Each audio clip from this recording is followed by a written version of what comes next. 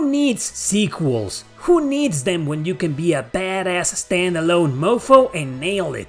So here are 10 great JRPGs with no sequel because they just don't need one. So let's begin. Number 10, Skies of Arcadia. All JRPGs you'll see today are not part of any series whatsoever. No other titles exist and they aren't even spiritual successors or anything. And they aren't even connected to any other JRPG out there, like this one for example. Yep, 100% standalone. Skies of Arcadia never received a sequel, probably because it got stuck on the Dreamcast until its GameCube port some years later. The game just wasn't successful enough to possibly become a series. Besides, Sega pretty much abandoned it after both releases and moved on. To date, fans still beg for a remake or at least a remaster. Sega, however, continues to ignore everyone. Maybe they have zero clue what to do with the game, or maybe they just don't think it's going to be successful if brought back. I think it will be, considering the amount of fans it has out there. Despite being somewhat rare and expensive, a lot of people did play it before and still cherish their memories with it. But does it need a sequel? Or can it be a standalone game forever?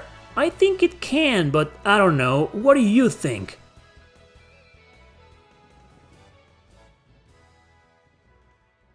Number 9, Radia Stories. This is an underrated action RPG that has many fans out there who are very fond of it, including me. And it's also another forgotten gem that Square Enix won't even port digitally to modern systems. They've never done it before, not even on PS3. I once said that this game had potential to become its own series. I still think we could get more of its kind at least. A game where you can recruit almost every single NPC to your party and fight alongside you. And I won't spoil the ending, but it definitely raises some questions as to whether or not the story could continue. But the reason why it might never get a sequel is because it wasn't all that successful. And when your ass belongs to a company like Square Enix, you have to sell a crap ton of copies to merit one. That's okay though. I think at least in terms of story, there's not that much to tell anymore unless the sequel brings back the main characters. The game's so damn good, it doesn't really need one. Just another game of its kind. Radia Stories 2, but with different characters, many years before or later, or nothing. It's freaking great as it is.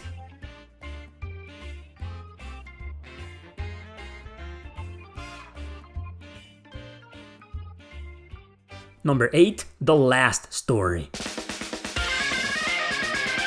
Well, this is called The Last Story, so obviously a sequel was never in mind and it was written with that title on purpose. Hironobu Sakaguchi said this will be the last story he will ever write for a video game, so being a standalone story makes perfect sense. The game could benefit from a modern remaster or something, but definitely not a sequel, and definitely not one written by someone other than Sakaguchi. Ironically, he created the game Final Fantasy in the late 80s with that name because he thought that would be the end of his career, so he called it that way because it was his final story. We all know what happened after that, and many sequels were developed, but all of them self-contained, unrelated to each other. So yes, the last story could still have a sequel, but I don't want it.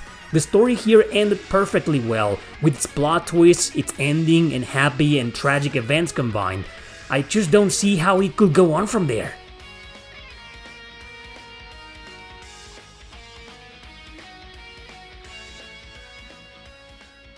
Number 7, Sands of Destruction.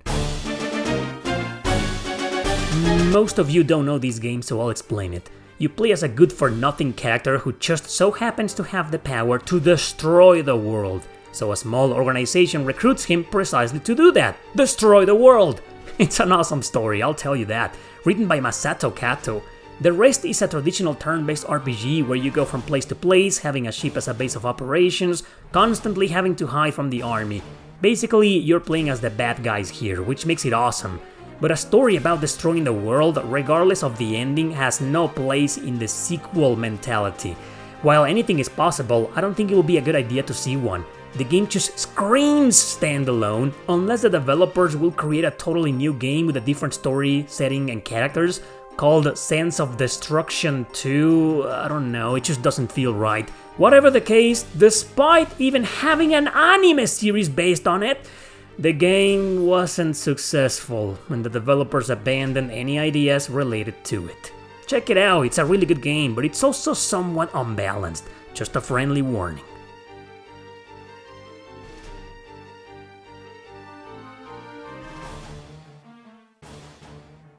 Number 6, Rogue Galaxy. This game at least got a port with upscaled graphics by Sony themselves on the PlayStation 4. It's got frame rate issues though, so it might be best to stick with the original PS2 game if that matters to you. Whatever the case, this is another game without a sequel, and I think that's fine. I'll tell you why I believe it never got one, but there's something you need to know first. For a short period of time, this was going to be a sequel itself. Level 5 wanted to create Dark Cloud 3 with very similar concepts, sky pirates, space exploration, and fast-paced combat, including those beautiful cel-shading graphics again. But Dark Cloud 1 and 2 just weren't that successful, and the company decided to go into a different direction with a different game. The result was Rogue Galaxy, which did end up being quite its own thing as opposed to the Dark Cloud 3 game they had envisioned. So now that you know that little piece of trivia, why did Rogue Galaxy never receive a sequel?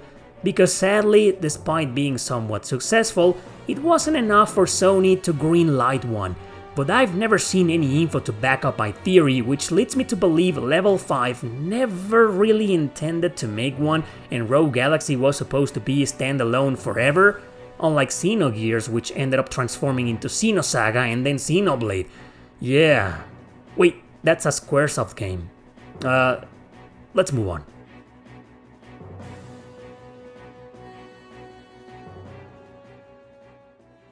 Number 5, Eternal Sonata.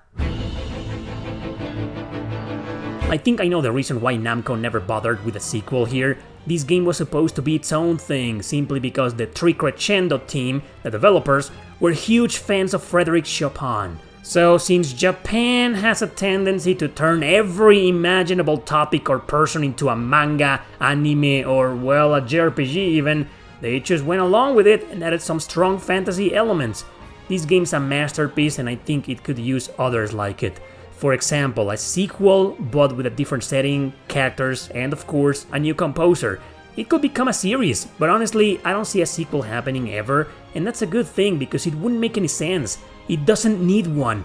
And I'm not only saying that because of the ending, in case you finished it, I say that also because I think it will ruin how special the original is. The concept was just too unique and brazen that a sequel would be completely unnecessary unless it was, as I said, a different setting, universe, and characters.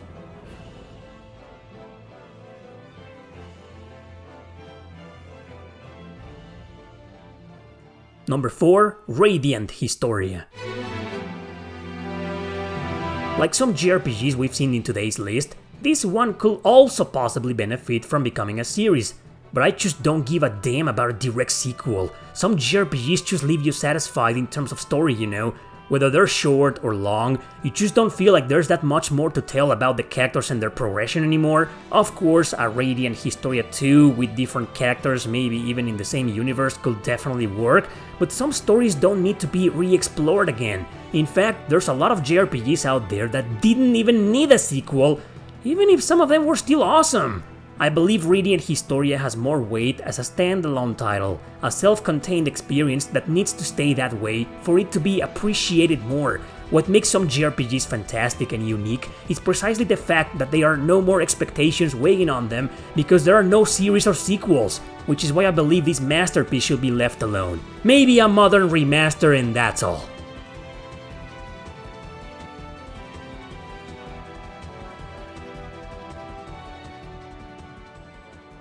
Number 3, Jeanne d'Arc. I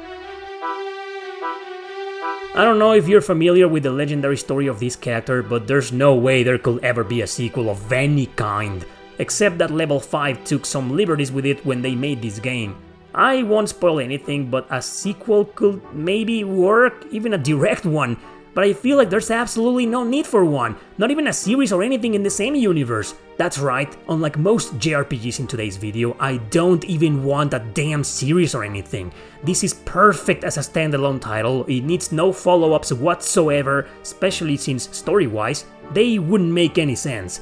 Make another grid-based strategy RPG with similar gameplay mechanics if you want to, but forget about anything story-related. Of course, if you think differently, leave a comment. No matter the case, you need to know that this PSP game got a recent digital-only port with upscale graphics on PS4 and PS5. Actually, the footage you've been seeing so far comes from that very same version. Barely any technical or graphical issues exist that I've seen so far, and it added some quality of life features like save states and a rewind option, so it's safe to say this is the best version of this game to play nowadays.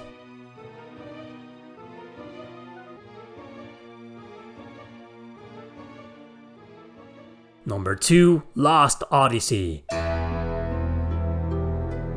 Yes, this is yet another RPG fans have been insisting Microsoft and Mistwalker to bring back, especially if it is on all modern systems. I doubt Microsoft will let go of the exclusivity though, but nowadays there's no way to tell what those guys think, if they even think at all.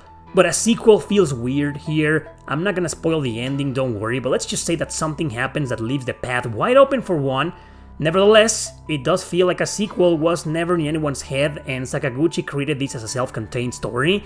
I don't exactly oppose the idea of a sequel though, especially if there's a chance to fix what happens at the end, but doing that will totally destroy the deeply emotional connection most fans had with it. So a direct sequel is something I just don't personally want. How about Lost Odyssey 2 with a different setting and characters? Again, no. Why? Because while I do believe the world and lore were very interesting, it was the characters themselves that made it appealing and immersive, like Radia and Historia for example. Without them, it just will be a totally different game with a totally different feel. So I think Lost Odyssey should be standalone forever, retaining its greatness without sharing.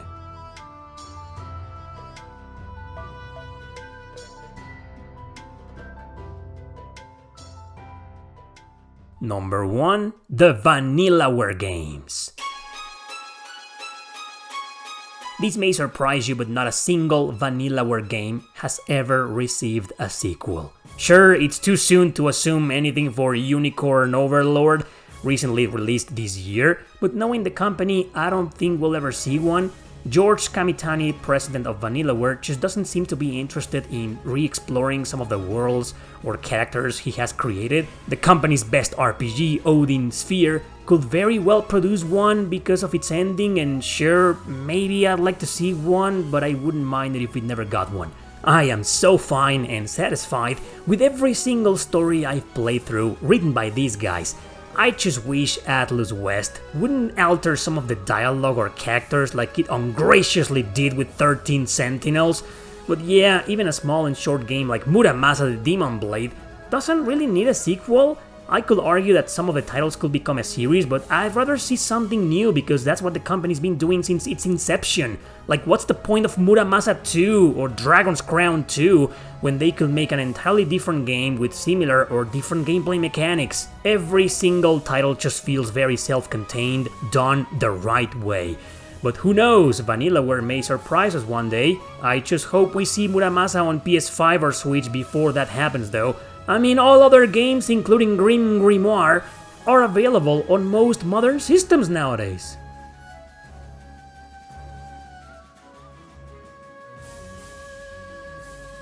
It's too soon to assume some great standalone titles like, I don't know, Scarlet Nexus, Astral Chain, or Triangle Strategy won't receive a sequel one day, which is why I didn't include them today. But in my opinion, they feel awesome just the way they are. No need for a sequel. Anyway, I couldn't think of better honorable mentions. Thanks for watching, don't forget to subscribe and share this video with your friends. See you next time!